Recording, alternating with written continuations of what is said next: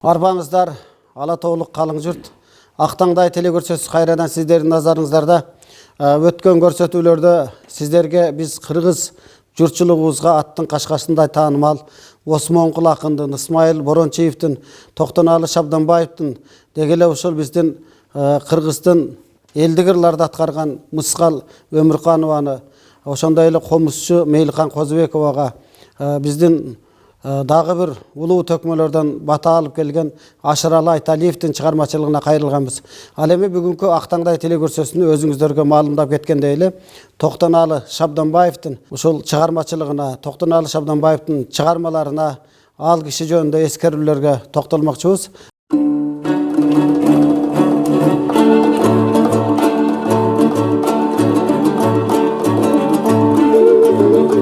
Токтоналы Шабданбаев 1895 жылы Кант районундагы Жайылмада кедей дыйкандын үй бүлөсүндө төрөлгөн. Болочок эл ырчысы бала кезде эле жаштардын арасында оюн шооктордо Солтонун солкулдак аттуу өзүнүн күйгөн ырын ырдайт. Барган сайын жаш ырчынын атагы өз айылына чыгып, тегеректеги башка айылдарга жайылат. Башка айылдын жаштарынын назарына түшөт. Ырчы айылдан айылга чакырыла баштайт. Кийинчерээк ал өз чөйрөсүнөн чыгып, оюн шоок, жоро бозонун ырчысы болбостон, кеңири кулаш жайып эл аралайт. Тойлордо, майрамдарда домбурасын чертип, чоң-чоң жыйындарда ырдайт. Током 1935 жылга дейре театрга киргенге чейин домбура менен ырдачу. Ошондон кийин Токтоналы ырчы деген наам ага биротоло конот. Анда кадырлуу телекөрөрмандар, бүгүнкү биздин Ақтаңдай телекөрсөтүүсүндө ошол өзүңүздөргө бүгүн айтып кеткендей эле Токтоналы Шабданбаевдин чыгармачылыгына токтолмокчубуз. Бүгүнкү биздин келген конокторду сиздер менен тааныштыра кетелик. Кыргыз эл артисти, даңкы чыккан дастанчы, акын, обончу Жолболду Алыбаев агайыбыз. Жана да бүгүн биздин көрсөтүүгө Ош мамлекеттик университетинин педагогика илимдеринин доктору биздин Сатканбай Момуналиев агайыбыз келип отурат. Кош келипсиздер. Анда ошол акындар жөнүндө өзүңүздөрдүн ой пикир чыгармаларына дегеле ошол Ақтаңдайда ар бир инсанга өзүнчө токтолсок деген бир ой пикирлер бар эле. Анда кош келипсиздер. Кыргызда бир жакшы сөз бар да. Өткөндөрдү эскермейин, тирүүлөрдүн иши жакшы жүрбөйт деген сөз бар да. Бул эми илгертен келаткан сөз бар. Бекеринен улуу Токтогул жана Алымкулдан суранып ырдаган эмес экен да. Алып кал балам Алымкул аккуунун өтүм мендеги деп суранып. Бул эми мындай чыгарганда эң бир чоң анан улуу суроо экен да. Мындайча айтканда сураныч. Эми багы мен канчалык улуу болсоң дагы, эгер кийинки маалда сени урпактарың эстеп турбаса, ушинтип эскерип турбаса, ал ат өчүп кетет экен да. Мына биздин заманга чейин канчалаган акындар өткөн. Мына кеше биздин Союз дооруна чейин. Мына биз эми кийинки Токтогулдан берки, Жеңжоктон берки анча-мынча Арыстанбек Калыгулдардын ыр аркылуу билбесек, анда мурункулар бизге жөн эле аты калып, анан алардын сөздөрү бизге жетпей калды да. Ушунун баардыгы кыргыз элинде ооз эки түрүндө сакталып келген да. Ошол ооз эки сактап келген элге дагы рахмат деп коюш керек. Бул кыргыз эли өзү ушундай өнөрдү сыйлаган улуу эл болгон. Мына бул эми илгери 82 жылы өткөн кылымда Жеңжоктун китеби басмадан жарык көргөн да биринчи жолу.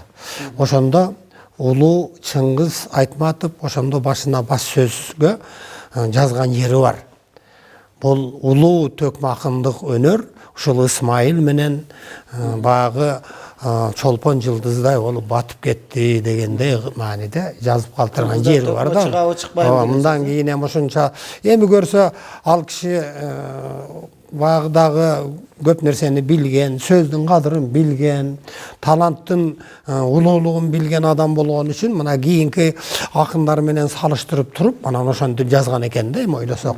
Себеби андан кийин деле акындар бар бизде чыкты, мына Эстебес, Токтосун, Ашыралы, Тууганбай деген, мына кийин Замирбек, андай мына азыркы жаш балдар чыгып атышат.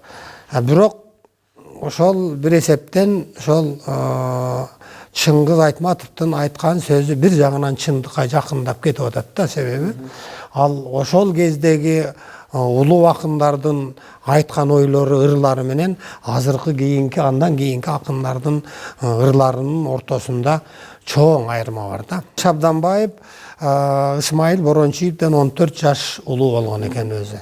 Бирок экөө тең 36-жылы, өткөн кылымдын 36-жылы кароо конкурсу уюштурулуп, азыркы Бишкек шаарында. Ошондо таланттарды тандаганда экөө тең бир өткөн экен дагы, анан филармонияга биринчилерден болуп, анан иштеп, анан өмүрүнүн акырына чейин экөө иштеген да. Эми булар амалда азыркыдай эмес. Булар эл кыдырып жүргөн, жер кыдырып жүргөн. Бул жагы Россияга, Москвага чейин, тиги жагы Казакстан, коңшу республика, коңшулаш бир тууган республикаларга барып ырдаган. Анан өзгөчө булардын ыры ошол кездеги эми заманына жараша партияны, элди, журтту, Ленинди дегендей ошондой өз заманындагы окуяларды даңктап ырдаган ырчылар болгон да. Ошондо мен эсимде бар. Ошо Калык Осмонкул, ушул Исмаил Борончиев, Токтоналы Шабданбаев, жана Мыскал эже, ошо окшогон баягы мен деген залкар улуу таланттарды биз көрүп калдык. Анда биз жаш балдар элек, алардын сөздөрүн анчалык азыркыдай маани бербесек дагы, биз эми көрүп калганбыз. Аны эртеси элдер сөз кылышчу эле, палан тегинти урдады, түкүм мындай кылып урдады деп аңыз кылышып.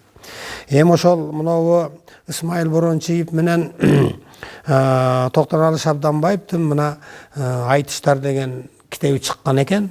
62-жыл болсо, мындан 50 жыл мурун, жарым кыл мурун. Бирок окуп отурсаң, азыркы күнгө чейин булардын баягы ыр өзүнүн күчүн жоготкон эмес да. Булар ошол кайсы жерде болсо дагы ошол жердин өзүндөй.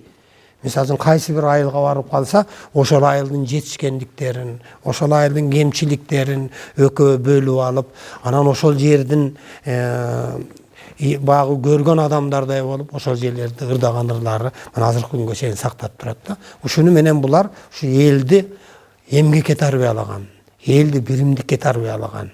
Булардын улуулугу ошондо болгон.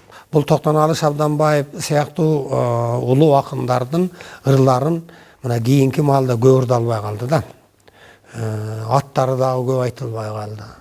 Мына заманына жараша ошол биз эми улуу деп ошо жеңи жок Токтогул, Барпы, андан кийинки Алымкул, Осмонкул, Калыктардын атын көбүрөөк атап, анан кийин ал эми бул Токтоналы Шабданбаев менен Исмаил Борончиевдин көбүнчө ат аталбай, анда-мында гана айтылып калган үчүн булар баягы элдин эсинен, өзгөчө мына кийинки жаштардын эсинен өчүп баратат да. Андай болбош керек да, биз бардыгын тегиз карап, бардыгына көңүл буруп, бардыгын кези келгенде айтып, мына ушундай мына силердин актаңдайыңарда айтылып атпайбы? Бир эле мындай берүүдө эмес, буларды ар дайым ошо туулган күндөрүндө, көз өткөн күндөрүндө болобу? Булардын ырларын, айтыштарын элге кайра-кайра угузуп, кайра-кайра булардын атын жаңыртып турушубуз керек да. Залкарлардын улуу жолун улаган Ашыралы, Эстебес, Тууганбай акындардын Токтоналы Шабданбаевдин 100 жылдык мааракесинде эскергендери бүгүнкү көрсөтүүдө орун алган. Анда айтылуу Осмонкул Токтоналылардын жердеши Ашыралы Айталиевдин эскерип ырдаган угалы. Ошол бир токомдун башына талант дегендей жыктолуп, жылдан жылга да карачы ошодун төкмөсөсүдөй нык болуп, эл журтка минтип чыкпасаң эрикчеледой бук болуп, мына ошондон үйлөнүп калган балдарбыз, ошондон да мүлгүң алганбыз. Бүгүнкү ошол карачы жүзгө чыккандой майданды, ошо киши көрсөткөн далай жайларды эки түндүрүп чоңойтты, Эстебес менен Токтосун мына мендей Ашыралы балдарды.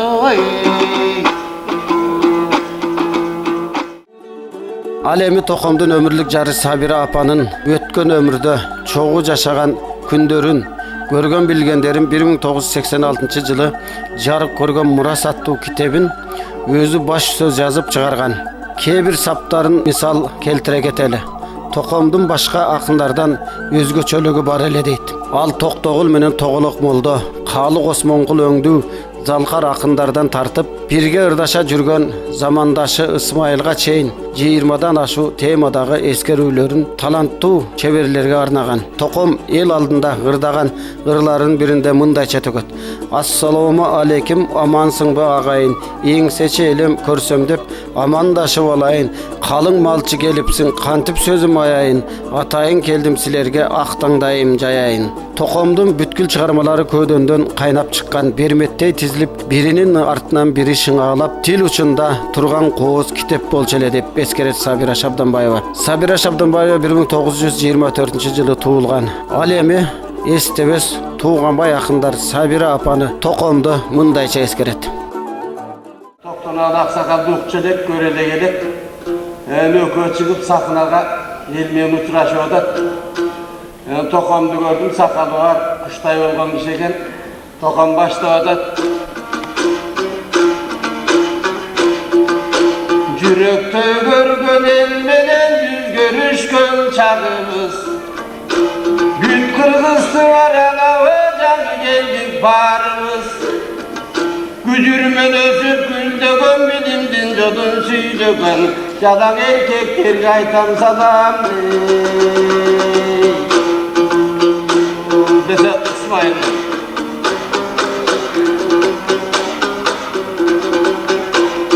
Andasan da baş koşuvan gemi sözden göz koşup, uşul sahnacınında mermeken kılgan jayımız, aldagın aytkan sözüngdün tokan azırak jeri жаңылыш. Ekiге bölüp pul жерден erkekterge ayttın salamdı, kızdın kırsa tululek unutup kettin alarda, erkek ayarlar alaş ardaktulu gömdür zaman boğuy. Nesi tokan? Ekiге bölgön yerim jok erkek ayarlarasın, akındık menen burmaga beň arkanday jolgo sadasın. Aşık ketip kalabın sen aytıp koysoň çadasın. Koy koy desem bolboysun, kızlardın utun koydoysun. Eldik sözlü burmada emine dep jatasın. El katarın esepke Tokom koşboy tokşoy tapasın. Ha götörüp bakka tapagan jarıtıgan semine kaçasın. Bir günü gayr koş aytıp gülbösün, jengeme erçitip bala çakasın. Günkü yübüydön otursan götürüp koyluk jakasın oy. Degende ırdagan emi bulurların men kitebinen tapmadım. İlgeri oşan bir ukkanda beyde kalıp kalsada giyin özü üstü ırdı üren albay oşenttik. Andan giyin anan filarmoniyaya gelip işlep kaldım. Anan güstün günü Argen Esenkult degen direktörüz var. İsmar Şimeyev degen начальник искусство deyip Toktonalı İsmail'di başkılıp bisti aydardı. Gögöyrok degen yerge malçılar kırdaysınlar dep.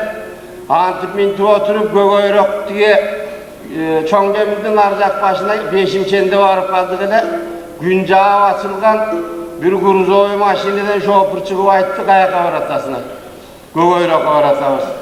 Gögöyrok'a barıp alama jakşı döndegen yerden bir maşina kulak etip bir kişinin alıp oldu degende Tokom sırası maşinadan ayttılar dedi. Bu kayaya gitmeden antiydi. Sizlerine gelip kalsa yok bir yerde aklın kusu var diyelim, kurdaşım var başkalarını öldürüyor. İsmail antip intip tüy taap degen semensiler bir dapıreyin dep Tokom ırdap kaldık. İsmail kokşap geydire beker düğünü tapkan var. Eldim ilgün soruşuven erkin zatkan var. Buna kak burutusu var dep Aydın bütün de tanıdı. Bir yakta burunbay vasıke ökön birge koşulup buzulbay telden kalıva. Ak kalpak kırgı seline bulardın aytılıp kaldı tarıdı deyip Tokom bir topka çeyin ırdadı. Oşentivanan geldik. Kiyin emme buna koşuna olup kaldık o koşunalarını böyle oturat bir yerde İsmail Toktan'a düşüyoruz. Al ököten beni çonko deyip. Hemen çonko mesmin anan Bürok çonko deşet. Kazan ayağımızda katışat. Oturup anan el erkin İsmail ben Toktan'a ökö koşuda düşkönde bir şunduk bulatır. El yok derdeden ökö koşulganda kapayakta sözün bari çıkıp geçti. Kuvat tablata tenkürsü var kurudaşının namısın. Tüydügüp жатқан себебің аға дүкөнчү берген дарысын. Анда тоқақ. Бақылдасың ошондой байқаптырсың барысын. Başkalarga дүкөнчүң эмне бербейбең бекен анысын. Мен ырдасам, сен ырдасаң кыйкырып мага салаттадысың. Сакалдуу деп уядып салган чыгар доюдадысың. Жаш болгонсуң сен дагы жакшы эмес ушул надысың. Анда токон. Сөөгүмө жетет Исмайыл сөз талашып калышың. Жаш келин көрсөң жактайсың, мен түшүнбөдүм мааниsin дейт. Анда Асмакен. Өзүңдүн күчү балдарды токоң өнөр эмес кагышың. Келгенде бузучу болсо, жебиңдин баарын куу болсо, кетсе экен деп тургандыр бел келиндер кайдан алысың деп айтыштык. Токтоналы Шабданбаев Кыргыз элине маалым болгон белгилүү эл ырчысы. 30 жылдан ашык мезгилдин ичинде акындар ырдабаган Кыргызстанда шаарда, кыштакта, айылда жок эсе. Кыргызстандын кайсы гана жери болбосун Шабданбаев менен Борончиев айтышат десе эл жыйылып келишкен. Демек бул эки карыя эл акыныбыз элибизде чоң урмат сыйга ээ болушкан. Бұл Тоқтоналдын мен мындай кыска айтканда ал өзү 1995 туулгандағы анын жаштык кези ошо баягы заманга тиги падышалык заманга туура келип калган айлактын жыргап кеткен эч эмес да. Анан октябрь революциясын ал кубаныч менен күтүп алып, аны кийин ырга салган. Алар Ленинди, партияны, ошол коомду ушул жагын алганда булардын чыгармачылыгы белги өлчөмү чектелип калган да. Саясат менен.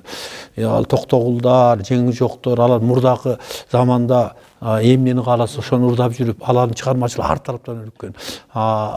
Токтонулардын бир жагы бактылуу, ал баягы турмуштун азабын көргөн жок, тозобун көргөн жок, эл ичинин көңүлүн, элдин көңүлүн көтөрүп жүрүп, бирок экинчи чыгармачылык жагынан булар чектелип, рамкага салынып калган да. Алар мындай айткан тематикалык жагынан алганда ошо коммунисттик партиянын жаңы турмушу, социалдык системаны айтыш керек. Бул атүгүл жөнөкөй сүйүү темасын ырдазан сөз эмгекке барып, же койчу менен, же тиги кызыл чачы менен, же буудай менен байланыштырып алса болду. Демек ушунун баардыгы айланып келип, ошо Токтоналдын Шабданбаев чыгармачылыгына бир кандайдыр бир деңгээлде бир өзүнүн кедергени тийгизгенин байкап болот да. Ошондуктан чыгармачылык тематика мына ырлары жана айтты. Ал чүй деген өзүнүн ыры бар. Ал чүй ошол чүй ырында ошол жөн эле чүйдүн өзүн баягы жаратылыш сүрөттөп койбостон анын тарыхын, анын баягы эмне үчүн аталып калган, кандай болгон, алардан бери анда жашаган элдин мүнөзүн, пейилин, ада салтын, ошол жаратылышка каршы элдин баягы жүрүм турум, жашоо адатын бүт чагылдырган да. Эгер ушул өңүт, эгер ошол убакта, эгер дагы анда ошол өткөндү белгилүү бир рамкага салып ырдай алат да. Өткөндү ашыра мактаса эле ал убакта билесиңер, бул байчыл, манапчыл деп эле. Ошо чүй деген ыры. Андан сүйүү ырлары дагы бар. Ал эми анан жанагы айрыкча айтыштары. Эми айтыштарында ал Токтоналдын абдан жакшы. Эми Токтоналы менен Исмайыл экөөнүн бирин ажыратып карап болбойт да. Экөө дайыма жашы айтканда 15 жаш улуу болгон менен экөө дайыма мээрчи баардык салтанат шаан шөкөттө бир кырдашып айтышкан. Аналардын ырлары баягыдай айтыш болгондо кызык да, булар ош тема таап алышкан да. Мына бир айтышын карасак, ошо Исмайыл ырдап калганда деген энелер жөнүндө ырдап калыптыр. Ал жерде анан ошол жерде Токтоналы ага эмне качандан бери энең алдыга ата деген андай мындай деп айтканда, аны Исмайыл дагы жооп берет. Бирок ушундай бир жөнөкөй бир эне жөнүндө, ата жөнүндө таалим тарбиялык айтыш куйкун, бирок анда таалим тарбиялык бар. Экөөнү тең айтканда чындык бар. Экөөдө ушундай кыссалышта жол таап, ошол ата менен эненин кадырын көтөргөн айтыштары бар. Анан алар жана айтып кетти өзүнчө бир кыргыз адабиятында жок, жөө айтыш деп коюптур. Бул өзү бир кызык жанр экен да. Мына келип алып кадимкидей келип ошо жөө айтышта айрыкча мына ошо Токтоналдын ушул жердеги баягы сүйлөгөнү укмуш бир жорго сөзүн чебер экен деген. Болундагы баягы фантазия менен теге өзүнүн аброюн көтөрүп, теге Исмайылды төмөндөтүп, анан ошону айтканда жөө айтыш. Бул өзү өнүкпөй калган деп. Чын эле бул өнükпөй калган айтышта жок айтыш деле кээде керек экен бул чечендик айтыш деп койсок болот да. 1935 жылга дейре жерлерде кыргыз элинин таланттуу ырчылары, комузчулары болуп, эки уруунун талаш тартышын же Манап байды мактап, Токтогул менен Эшмамбет жаатчылыкты аттап өтүп, эл таламын талашып, элдин мүдөөсүн көксөп, элди соруп жаткан бай Манапты мыскылдап айтышкан. Мына ошол агымды калык, алымкул, осмонкулдар улантса, тереңдетсе Токтоналы менен Ысмайыл ошол эстафетаны дагы алдыга улап кетишти. Токтоналы менен Ысмайылдын өз айтыштарында бирин-бири чымчылашып, тегерегин күлкүгө толтуруп, элдеги болгон жакшы жөрөлгөлөрдү сүрөттөп, тигил же бу кемчиликтерди мыскылдашып, ашкерелеп айтышканы айтыштын жаңы ыкмасы экендигин далилдейт. Током өзү мына көргөндөрдүн баары, көрүп калгандардын баары билет. Бу киши абдан аристократ, таза титишим кийип анан ак крещатка салынып жүрчү. Анан өзү дайыма бизде бригада бөлүүчүбүз талаага чыкканда 7-8 киши болгон ага Током бригадалардан Током өзү кат билбейт, секретарь Токтосу. Филармонияда калып турда деген машиналар жаман эски. Алтынбек деген татар шофер. Токомду шоферунда отургузабызда үстүнө тактай коюп анан үстүнө отурабыз. Токомдун үйүнө орасы кинотеатрдын маңдайында көчө жагында эшиги бар. Током байбичесинин абдан сыйларында Сабира жемемди. Эки оозун бир оозуна Сабира дейбирчи да. Анан командировка чыгарда үйүнүн жанына келебиз.